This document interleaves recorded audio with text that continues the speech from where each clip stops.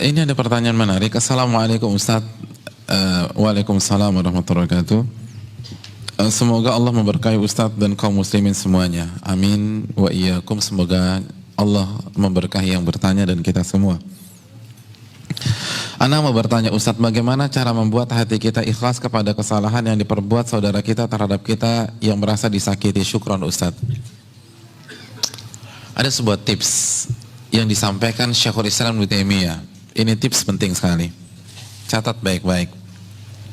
Syekhul Islam mengatakan, "Idza ra'aita ahadan adzahun nasu wa la ya'udu ila nafsihi bil laumi wal istighfar fa'lam annal musibata hiyal musibah."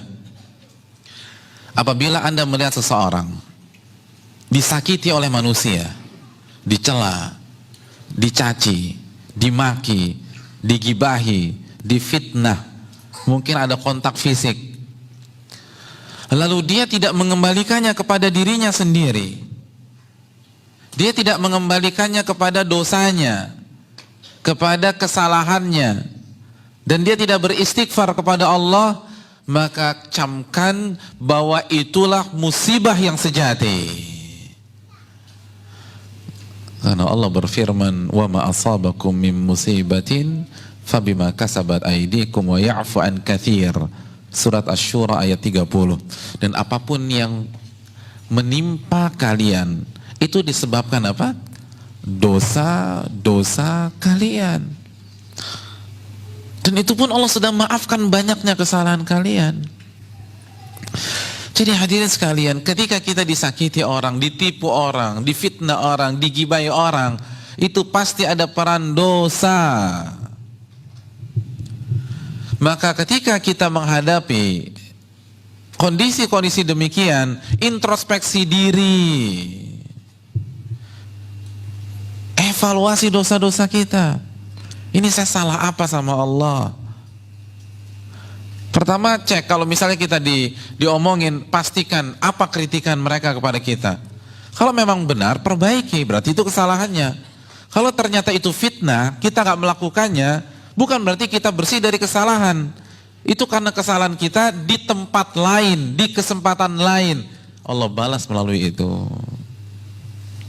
Jadi fokus kita jangan hanya menyalahkan yang memfitnah, jangan hanya menyalahkan yang menipu, jangan hanya menyalahkan yang mencaci, jangan hanya menyalahkan yang memaki, jangan hanya menyalahkan yang memukul atau menyakiti kita. Yang pertama, salahkan dosa, kata beliau. Karena itu pasti karena perbuatan dosa kita. Pasti, nggak diragukan lagi.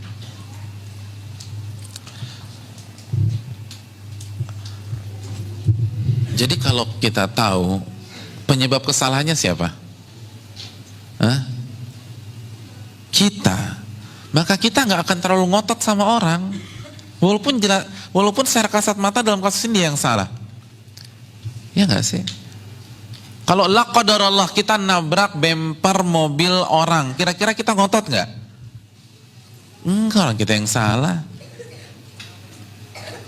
Saat kita merasa bersalah, kita nggak akan ngotot. Kita nggak akan terlalu sakit hati. Oleh karena itu, camkan baik-baik. Kalau kita disakiti oleh manusia, itu disebabkan apa? Dosa siapa?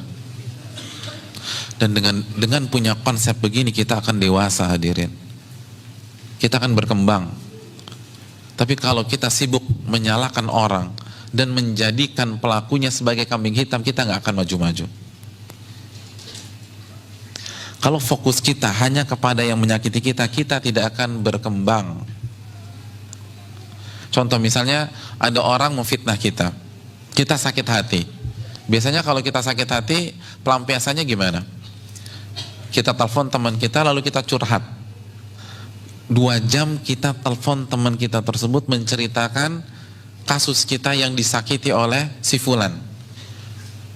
Berarti 2 jam waktu kita habis menceritakan kesalahan si fulan.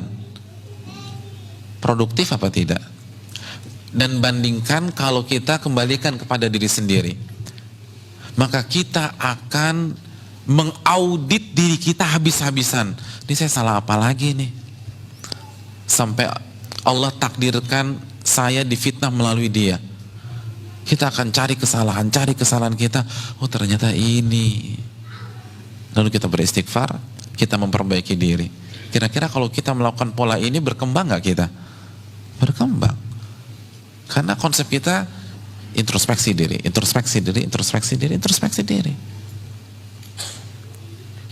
Makanya kan ketika kita membaca Sayyidul Istighfar, apa yang kita baca?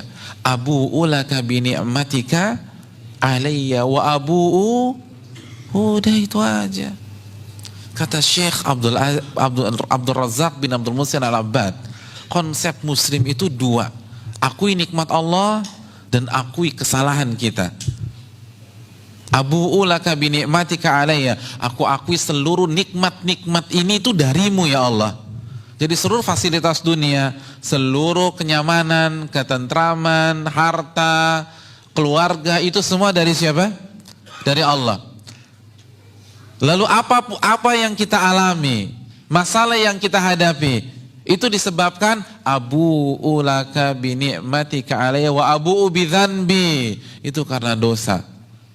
Jadi kita hidup konsepnya dengan mengakui nikmat Allah, lalu kita bersyukur dan kita mengakui kesalahan kita, lalu kita beristighfar. Saya ingin tanya, dari konsep ini ada pihak ketiga nggak?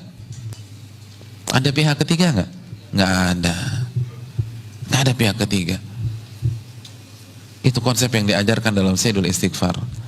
Nikmat dosa saya, begitu aja udah. Dan kita akan maju. Ustaz enak banget dong yang nyakitin kita kalau begitu. Hadirin, azab Allah untuk dia lebih pedih daripada pembalasan kita untuk dia. Udah biarkan Allah yang balas. Kita fokuskan menata diri. Itu baru satu konsep loh, belum konsep yang lain. Kalau kita disakiti itu investasi akhirat. Dosa diampunkan, derajat ditinggikan, dan dia akan transfer pahalanya ke kita. Ustadz kayaknya dia nggak punya pahala, ya udah kita yang transfer dosa kita ke dia, selesai. Orang yang mencela, yang menyakiti kita, itu kan sama saja mentransfer pahalanya kepada kita, iya nggak sih? Masih ingat hadis Muslim tentang muflis, orang yang bangkrut? Saya ingin tanya, kalau ada orang mentransfer 10 juta ke rekening antum marah-marah atau antum senang? Hah? Senang. Sekarang mana yang lebih besar, pahala atau duit? Apa dua-duanya? Nggak bisa, emang paling lebih besar pahala. Kalau kita benar-benar yakin pahala lebih besar daripada duit, kenapa kita stres ketika ada orang mentransfer pahalanya untuk kita? Katanya yakin kepada hari kiamat, katanya Ahlussunnah wal Jamaah. Ahlussunnah wal Jamaah kan kontennya akidah. Penekanannya kan akidah, dan akidah kan iman kepada Allah, iman kepada malaikat, iman kepada kitab, iman kepada Rasul, iman kepada hari kiamat, iman kepada takdir. Mana iman kepada hari kiamat?